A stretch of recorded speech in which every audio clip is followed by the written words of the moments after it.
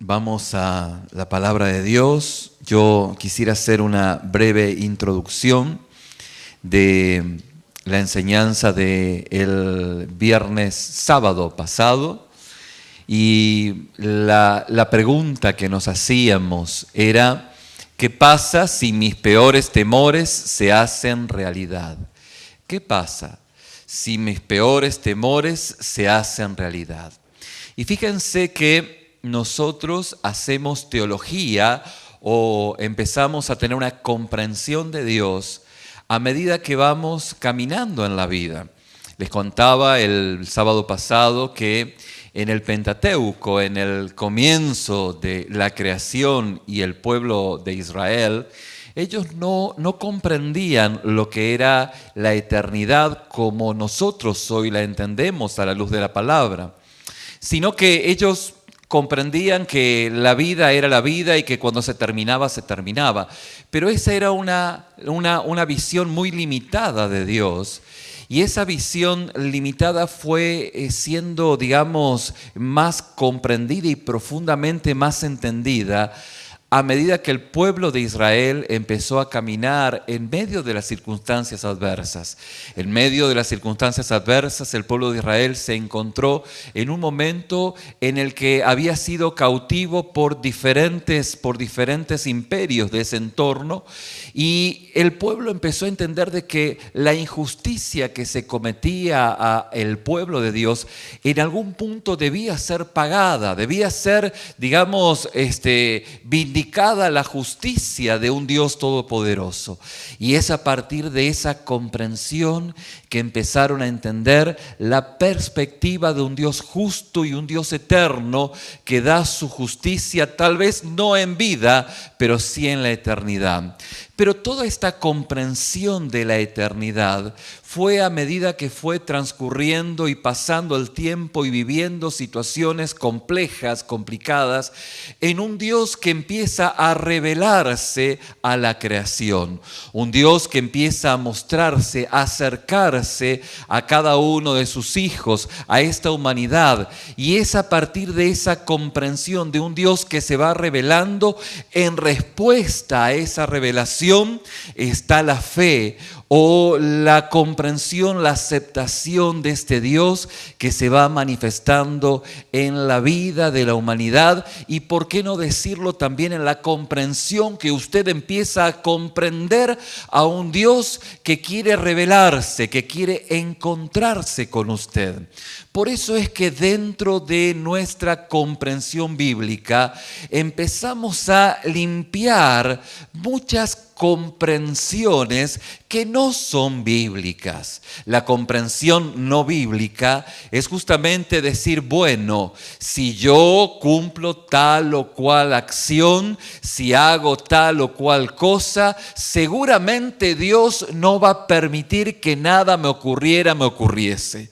Y esa comprensión no es bíblica, esa comprensión es budista, por si usted no sabía. Y si usted ha venido del budismo, sabe que esto es la comprensión del nirvana. Si usted dice, ¿y ni qué? Bueno, ni es para comprenderlo tampoco. Pero esa comprensión no es bíblica. Es una comprensión de un mundo idílico que no es lo que la Biblia presenta.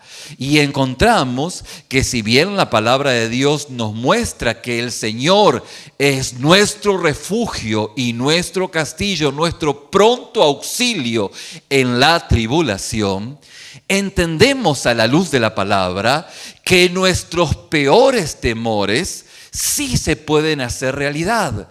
A la luz de la Biblia nos muestra tanto en los escritos de Hebreos, cuando el escritor de Hebreos cuenta de cómo los primeros cristianos fueron martirizados, a la experiencia en el Antiguo Testamento de Job, cómo Job fue víctima de la acechanza del diablo.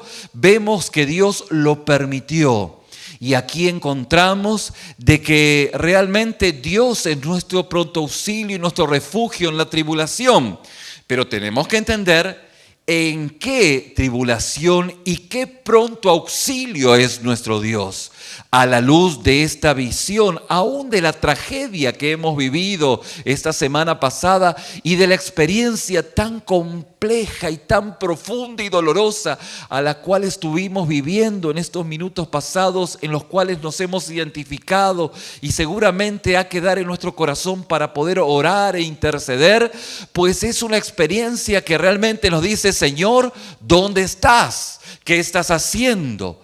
Esto sería un planteo muy lógico, muy razonable. Y habíamos dicho el sábado pasado que lo opuesto a la fe no es la duda, sino que lo opuesto a la fe es el temor. Usted, con tanta fe que puede tener, cuando estaba en el medio del huracán o de la tormenta que ocurrió, por más fe que tuviera y empieza a azotar y a sonar la alarma de tornados, usted dígame si no lo hubiera agarrado, si no lo agarró un poquito de temor. A todos. O sea que el miedo o la duda, mejor dicho, de que, bueno, si va a pasar el tornado por acá, es algo humano, es normal. Y cuando nos referíamos al temor, estamos refiriéndonos a ese temor paralizante, porque el temor paralizante es lo opuesto a la fe. Habíamos convenido en que el temor, palabras más, palabras menos, es la alarma que Dios pone en nuestra mente, en nuestro corazón, para identificar un peligro. Y cuando existe esa alarma, pues evidencia o digamos nos despierta a saber en quién estamos confiando. Pues si estamos confiando en nuestra fuerza, en lo que sea nuestro, o estamos confiando en el poder y el cuidado protector de un Dios todopoderoso. Pero aún así, nuestros peores temores se pueden hacer realidad. Tanto así como aquel hermano que dijo: Señor, yo te pido que nada le pasa a mi techo, ni nada le pasa a mi casa, nada. Y claro, mientras le dice nada, el Señor está armando en su mente el peor escenario, de que el agua viene, el techo se le cae, se le abre, y está orando: Señor, Padre, te pido que nada pase. ¿Y qué cree que pasa? Pasa que el techo se abre y que el agua se le levantó 2 pies en la casa. O sea que cuando nos ocurre eso, cuando estamos en esa situación, el planteo es: ¿de qué manera Dios es nuestra protección? ¿De qué manera Dios es nuestro auxilio? Es muy lógico y muy real poder pensarlo. Fíjense que nosotros no tenemos una actitud de nirvana que se sume en una meditación, a un punto que se olvida o se va de la realidad. Nosotros no hacemos eso. Ahora, que dentro de la iglesia encubiertamente se ha metido filosofías budistas, otra cosa, donde la gente declara, decreta y ata, como pensar que de esa forma Dios no va a cumplir su soberana voluntad. Y si no pasa nada, es porque Dios es misericordia y por su gracia no pasó nada. Pero en su misericordia bien comprendida entendemos de que pudo haber pasado y Dios sigue siendo misericordia. Y esto nos lleva a tener una actitud de agradecimiento, de agradecerle a Dios por la vida que nos has dado, de agradecerle a Dios por los hijos que tenemos, de agradecerle a Dios por lo que tenemos, pero sabemos que nada es nuestro. Entendemos claramente de que el Señor es dueño de todas las cosas y que pudiéramos nosotros estar en ese escenario, pero si no estamos en ese escenario, no es porque tengamos coronita, no es porque seamos los consentidos de Dios, no, nada que ver. Pensar en eso es pensar en algo que no está sentado, no está firmado en la visión bíblica. Por eso es que aquellos quienes son hijos de Dios, agradecidos con la gracia de Dios, cuando ven situaciones de inclemencia, situaciones difíciles, son aquellos que generosamente dan absolutamente todo hasta lo que no tienen. Eso fue lo que ocurrió en la iglesia en Jerusalén. cuando hubo hambruna, cuando hubo pobreza, cuando hubo adversidad, en un montón de ámbitos, pues dice la palabra que aún todos daban, dieron hasta lo que no tuvieron. Y con eso se bendijo a mucha gente, a muchísima gente se bendijo. Y dentro de esa comprensión usted diría, bueno, la verdad que ellos entregaron sus bienes, sus propiedades, la iglesia de Jerusalén, y le habrá ido en prosperidad, en bendición y en victoria. Bueno, en ese momento lo que ocurrió es que hubo un debacle económico en Jerusalén y que todos perdieron todo y hubo una necesidad muy grande, tanto así que el apóstol Pablo, escribiendo o hablando a las iglesias en diferentes lugares, le dicen, especialmente a la iglesia de Corinto, le dice, a ustedes les está yendo muy bien. Ustedes les está yendo muy bien, viven en un puerto, están siendo económicamente prosperados. Es necesario que no se olviden de los de Jerusalén. ¿Por qué? Porque de allí ellos los han bendecido espiritualmente. Pero Jerusalén no pidió absolutamente nada, porque los hermanos en Jerusalén lo que dieron, lo dieron desinteresadamente. Y el apóstol Pablo, sensibilizándose con la iglesia en Jerusalén, lo que hizo fue justamente llamar la atención a los hermanos en Corinto y decir, hermanos, pues es necesario que ustedes colaboren, que ustedes puedan ayudarlos, pero no porque ellos lo están pidiendo, sino porque ustedes deben entender a la luz de la palabra lo que significa la bendición, que lo que le ocurrió a Jerusalén le puede pasar a ustedes en Corinto, y les puede ocurrir, pero si no les ocurrió, pues es el mejor momento para demostrar aquello que hay en su corazón. Bueno, usted diría, ¿la iglesia de Corinto se levantó a una y generosamente ofrendó? La respuesta fue no. Lo criticaron al apóstol Pablo diciendo, Pablo, tú estás atrás de nuestra lana. Tú estás atrás de nuestro dinero. Y el apóstol Pablo luego, justamente formando a la congregación, el apóstol Pablo entendía que muchos eran plantitas pequeñas o neófitos y que Dios tenía que seguir revelándose y con un amor pastoral único. En vez de decirle, Señor, elimínalos, decía, Señor, ilumínalos. Ilumínalos, ayúdalos a salir de esa necedad, a esa inmadurez, a esa actitud que son únicos y son la única Coca-Cola. Coca-Cola no existía en ese momento, ¿no? Que son la única perlita en esta región de Medio Oriente y que ellos, por la gracia y misericordia, están vivos. ¿Por qué? Porque entendemos que a la luz de la palabra, nuestra naturaleza humana está trastocada por el pecado. Y al haber sido trastocada por el pecado, nuestros temores están desordenados. ¿Cómo así? ¿Cómo están desordenados nuestros temores? Claro, porque le tememos a aquello que no debiéramos temerle, y no le tememos a aquello que debiéramos tener pavor, que deberíamos temerle, pues de una manera atroz. ¿Y a qué deberíamos temerle? Deberíamos temerle a la ira de Dios.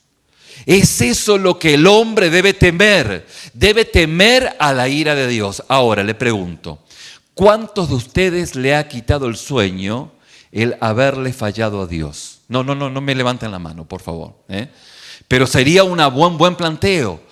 Porque justamente es aquello a lo que le deberíamos temer. Deberíamos temerle a fallarle a Dios. Deberíamos temer a poder haber pecado contra Dios. Y esto es lo que ocurre en nuestra conversión, en nuestro acercamiento a Dios. Es que en algún punto el Espíritu Santo nos ha sacado una radiografía, nos ha mostrado en qué condición estamos, en qué condición nos encontramos. Y el Espíritu, como dice la palabra, nos convence de pecado, de justicia y de juicio. Y de repente decimos, ay caray, qué mal que me veo, qué marrano que estoy, qué enlodado que estoy. Pero ocurre en un punto, en un momento, en el kairos, en el tiempo de Dios.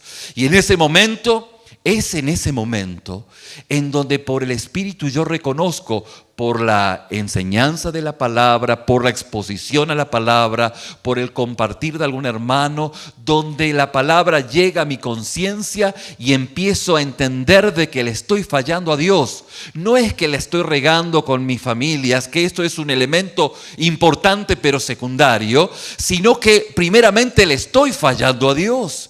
Y es ahí donde reconozco mis pecados, reconozco mi condición, y es ahí donde me libero de la ira de Dios. Hombre, mujer, joven, niño, que estaba distante de Dios a consecuencia del pecado, la palabra de Dios me dice que empiezo a ser amigo de Dios. Empiezo a ser amigo de Dios. Por eso es que aquel que utiliza la fe como una llanta de refacción, que solo se vale al momento de la dificultad, no conoce a Dios. Vaga por este mundo como cualquier animalito y piensa de que está Dios de su parte, y la verdad que está distante de Dios. Está muy distante de Dios.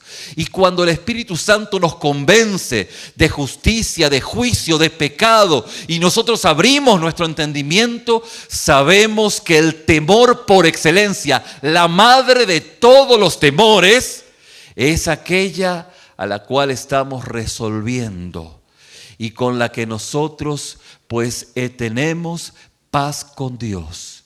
Y la palabra de Dios nos muestra que este es el gran temor del cual usted y yo, Dios nos libra. Dios nos libra de la ira venidera.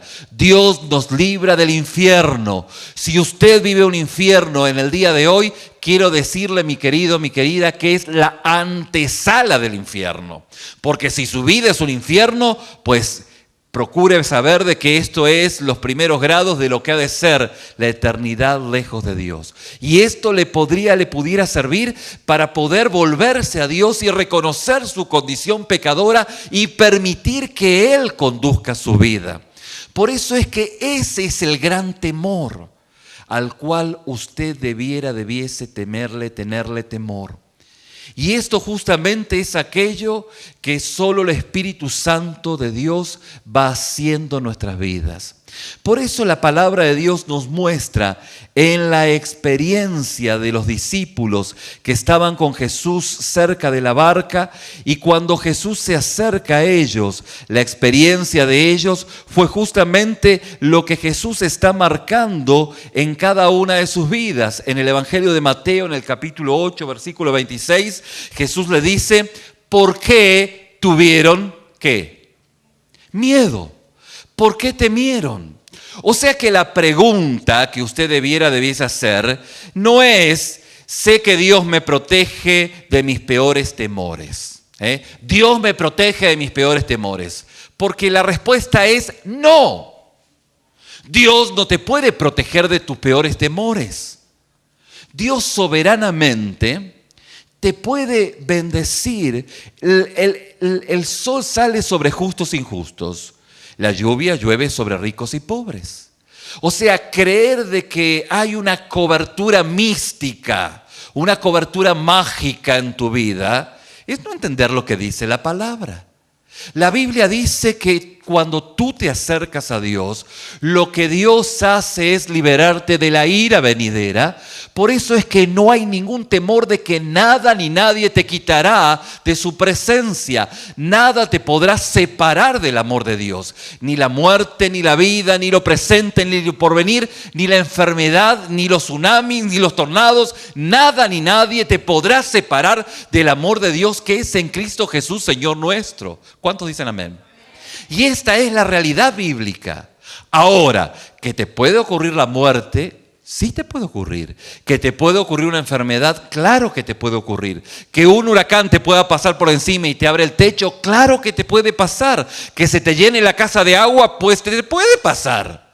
Pero ni el agua, ni el tornado, ni nada te puede separar, ni aún la misma muerte te puede separar del amor de Dios que es en Cristo Jesús, Señor nuestro. Y es ahí donde Cristo es nuestro refugio. Él es nuestra seguridad. Esta es la convicción que los hijos de Dios tenemos, no una cobertura mágica. No es que tenemos magia, ángeles cuidándome delante, como si fuéramos quién sabe qué. Ahora, con esto también decimos de que Dios cuida a sus hijos misericordiamente. Pero también entendemos a la luz de la palabra lo que Jesús le dice a Pedro.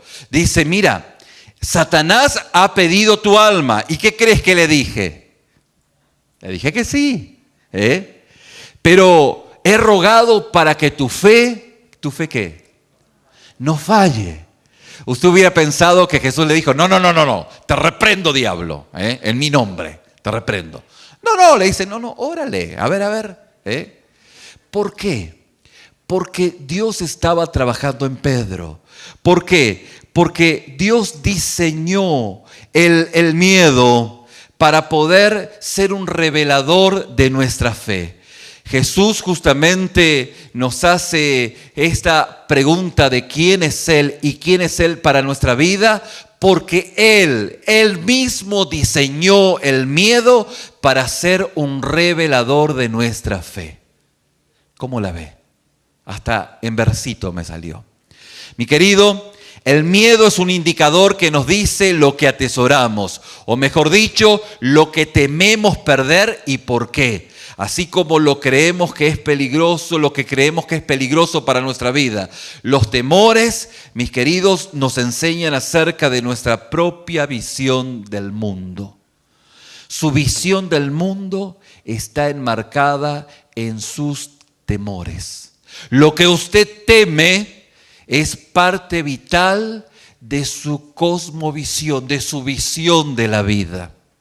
Por eso es que aquel que está seguro en Cristo, al único que le teme es al Señor. No temo aquello que el hombre puede hacer. Maldito el hombre que pone su confianza en el hombre.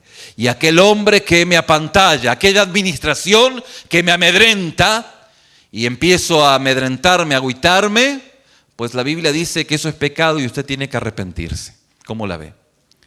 Empieza a arrepentirse porque su confianza está puesta o está siendo amedrentado por aquellos elementos que no son justamente el temor que usted tuviera que tener, que es a Dios. Que lo ofenda a Dios, a alguno le importa un cacahuate. Pero sí, si me ven, me explico. Y eso es los temores mal ubicados, propio de nuestra naturaleza pecaminosa.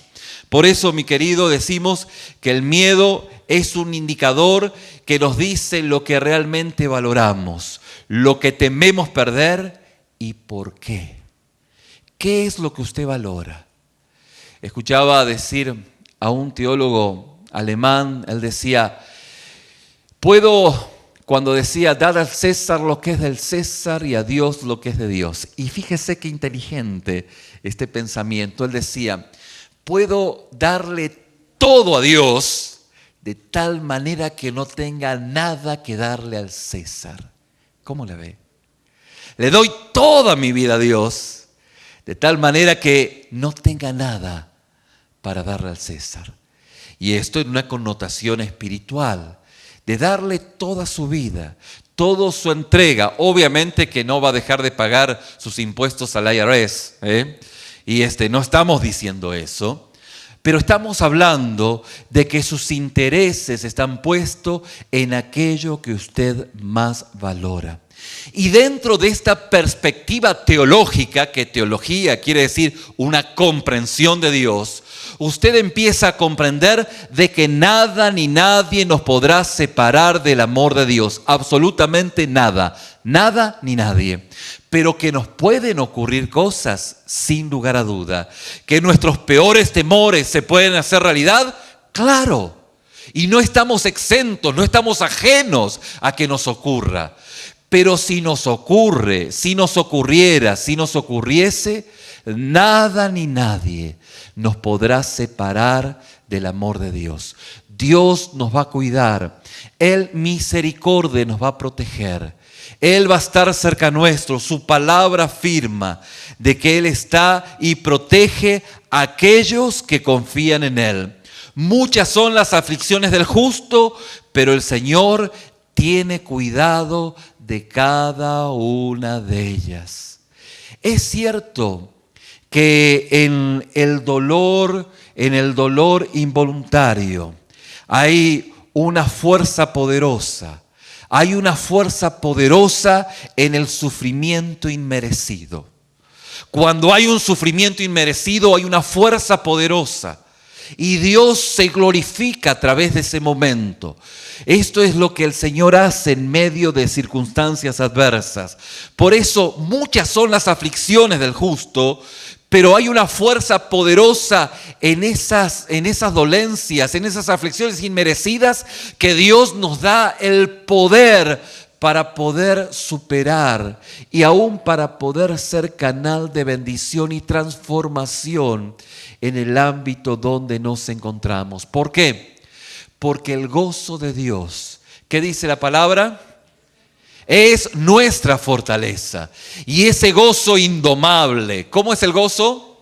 Indomable, no se domestica por ninguna de las adversidades, hace que sea de gran testimonio y que presente una visión de la vida que para el mundo irracionalmente es locura, pero para usted no es locura, es poder de Dios.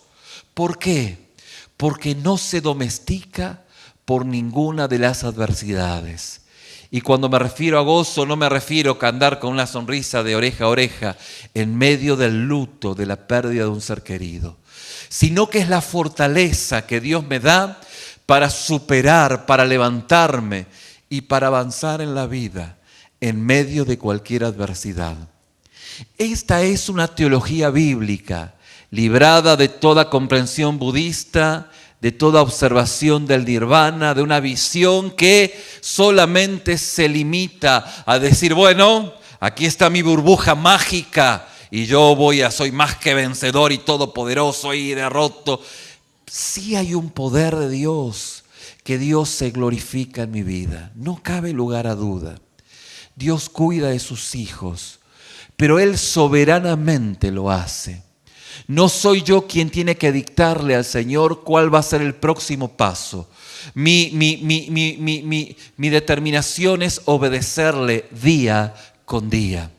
Mi actitud de obediencia está día con día. Y dice la palabra que la misma palabra es, ¿qué es? Lumbrera, lámpara, pero en el hebreo es lumbrera. ¿Cuál es la lumbrera? Es una lumbre que alumbra el escalón tras escalón. No es una linterna, no es el foco que mi vecino de enfrente tenía, que era cuando estaba arreciando la lluvia, él lo pasaba por encima del agua y veíamos el nivel del agua. No. Sino que es la lumbrera que va alumbrando el escalón tras escalón, y esa es la experiencia del Hijo de Dios, que va alumbrando mis tinieblas día con día. Basta a cada día tu propio mal. Basta cada día. ¿Y mañana qué va a pasar? Bueno, el mañana no existe si no hay una transformación en el presente, que es lo que Dios hace.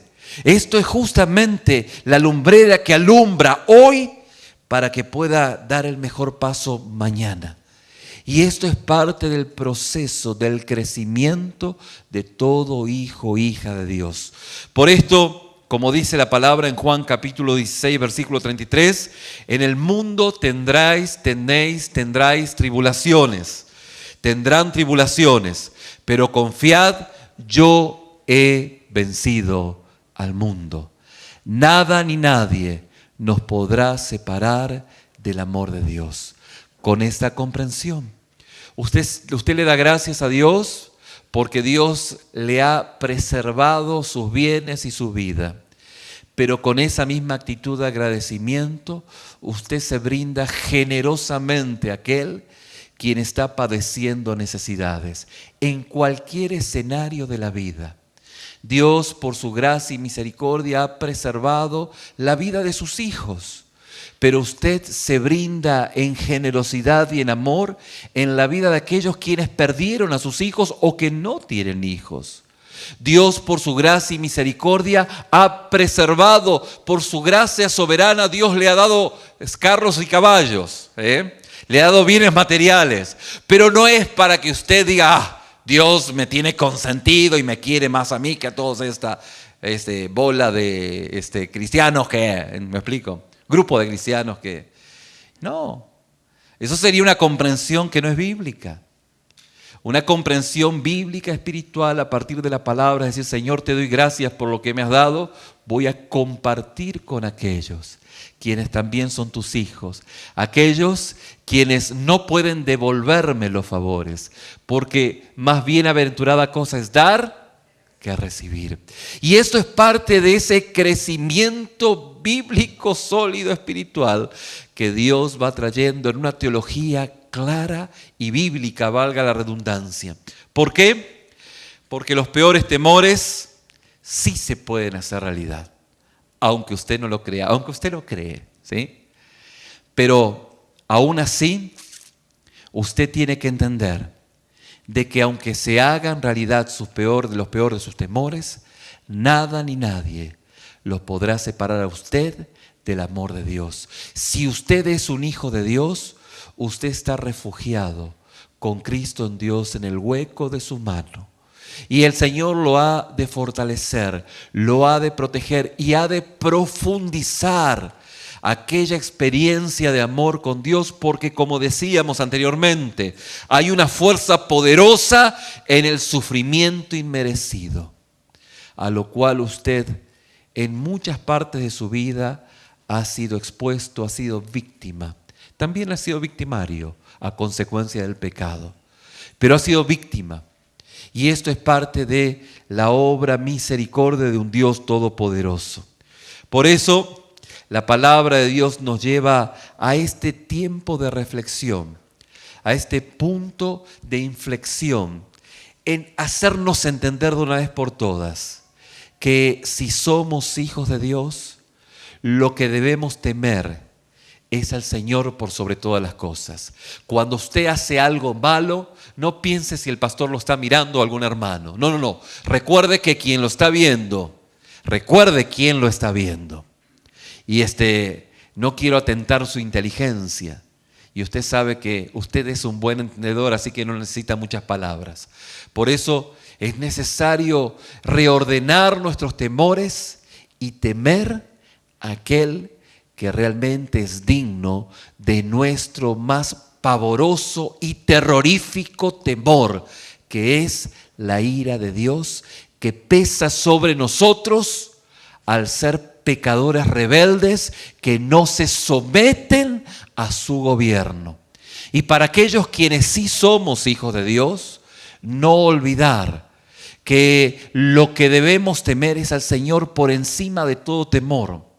Y al poder llevar esto a la práctica, al ser enseñados y enseñables por el Señor en este genuino y real temor, poder afrontar la vida desde esta perspectiva, sabiendo y entendiendo que maldito es el hombre quien confía en el hombre, quien le teme al hombre, y que cuando algo empieza a temorizarme, es el mejor momento para saber en quién estoy confiando y poder reorientar mi corazón, reorientar mi vida hacia las promesas de Dios, sabiendo que si el Señor está conmigo, ¿quién contra mí? Aunque el escenario sea adverso, nada ni nadie nos podrá separar de la mano y la presencia de Dios. Amén. Yo lo invito a que incline su rostro, vamos a orar.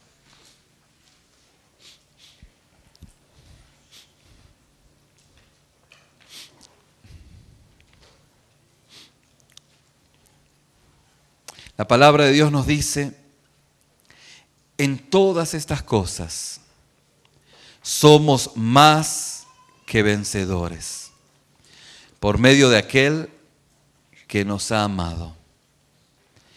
En todas estas cosas, en todas aquellas cosas que hoy usted está viviendo, en Cristo usted es más que vencedor. ¿Por qué? Porque la pregunta que Jesús le hizo a sus discípulos es la misma pregunta que nos hace a nosotros. ¿Por qué teméis? ¿Por qué teméis? ¿Por qué teméis hacia el futuro? ¿Por qué teméis hacia la adversidad? ¿Por qué teméis? ¿Por qué teméis hacia lo que ha de venir? ¿Por qué? Bueno, usted pudiera decir, bueno, pero los marineros tenían temor, eran experimentados y sabían que esa tormenta era muy recia. Es cierto. Usted no es que está ocultando el sol con el dedo. Usted es consciente de la situación. Usted es muy consciente de las realidades. Pero el punto es conocer a Cristo. Porque Él le dice, ¿por qué teméis? Porque el temor es un indicativo justamente de aquello en lo cual estamos confiando. De hecho, como decíamos, el temor fue diseñado por Dios justamente para hacernos ver en quién estamos confiando, en dónde está nuestra confianza, en dónde está nuestro corazón. Por eso no podemos confiar en temores que no son informados por esta realidad que la Biblia nos muestra. Lo que significa que muchos de nuestros miedos no son confiables. No son confiables nuestros temores. Por eso la palabra dice, debes ocuparte, no preocuparte. Hay una ocupación, claro que sí, pero no una preocupación. Porque el Señor Jesús diseñó el miedo para ser un revelador de nuestra fe. Recuerde que lo opuesto a la fe es el temor. Ese temor paralizante. No es la duda, es el temor. Y el Señor diseñó el miedo justamente para ser un revelador de nuestra fe. Ya que el miedo es un indicador que nos dice aquello que valoramos más. ¿Qué está valorando en su vida? ¿Hay valoraciones legítimas? Claro que sí. Pero la palabra de Dios nos dice que por sobre todas las cosas, Cristo debe ser la perla de gran precio. Y esto hace que, como dice su palabra, aquel que pierda su vida, dice que por mi causa la ganará. Somos más, mucho más que vencedores por aquel que nos ha dado la vida. La palabra de Dios en este sentido es clara.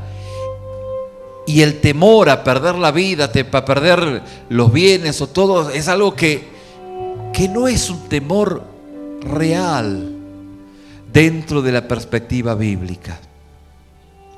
La palabra de Dios en este sentido nos orienta, nos orilla a poder temer a Dios por encima de cualquier temor.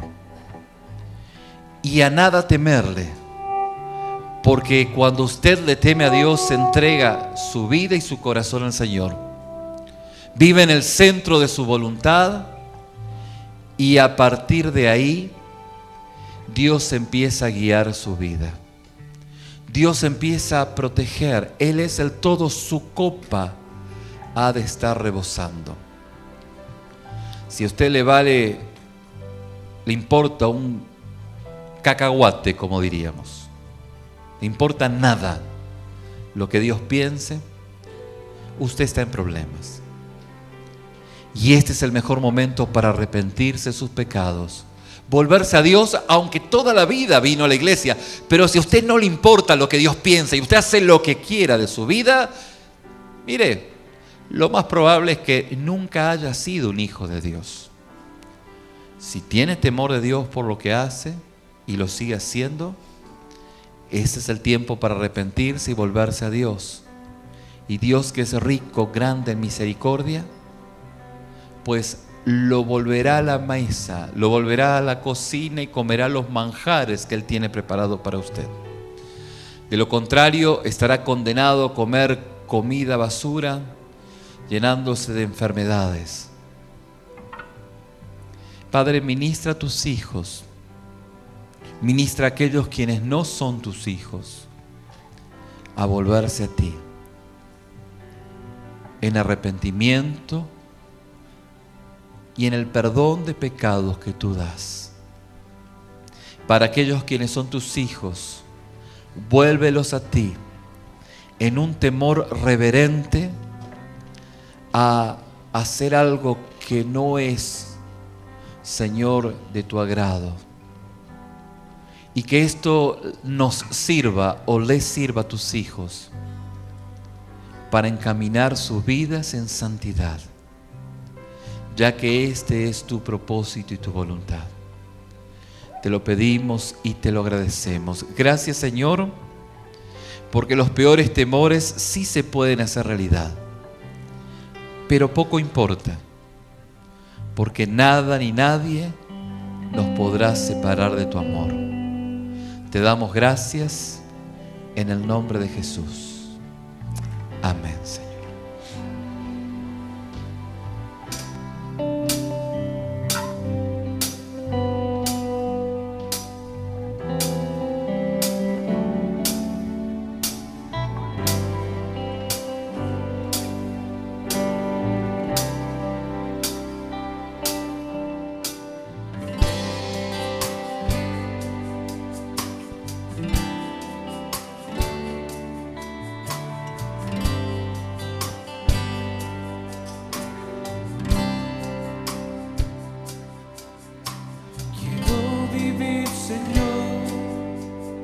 Agradándote a ti, quiero vivir, Señor, en santidad, y que en mi caminar yo viva con temor. Te amo más y más, eres mi Dios. Quiero vivir, Señor, agradándote a ti. Quiero vivir, Señor, en santidad, y que en mi caminar yo viva con temor. Te amo más y más, eres mi Dios. Mi vida es para ti. Es para ti, hoy me consagro. Cansado estoy de hacer mi voluntad. Me rindo a ti, me entrego a ti. Quiero vivir en ti, Señor.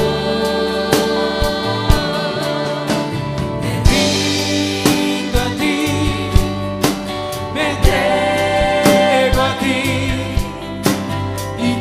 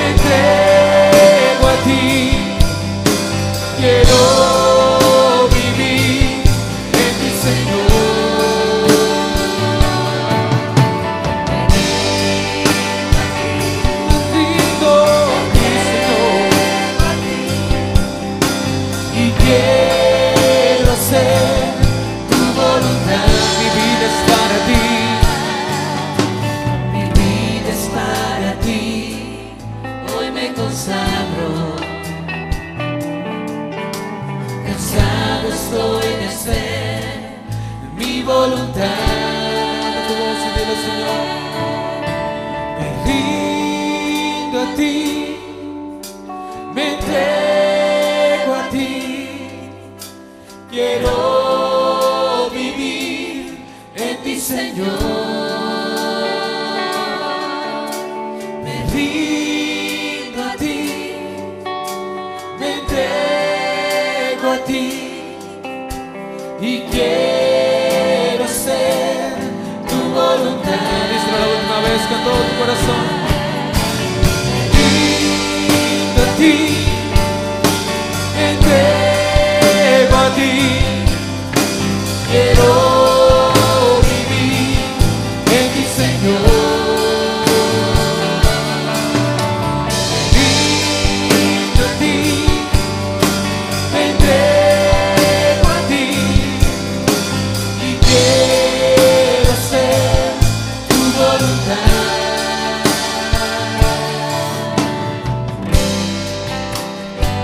Así es, Señor. Queremos vivir haciendo tu voluntad, agradándote, viviendo en santidad.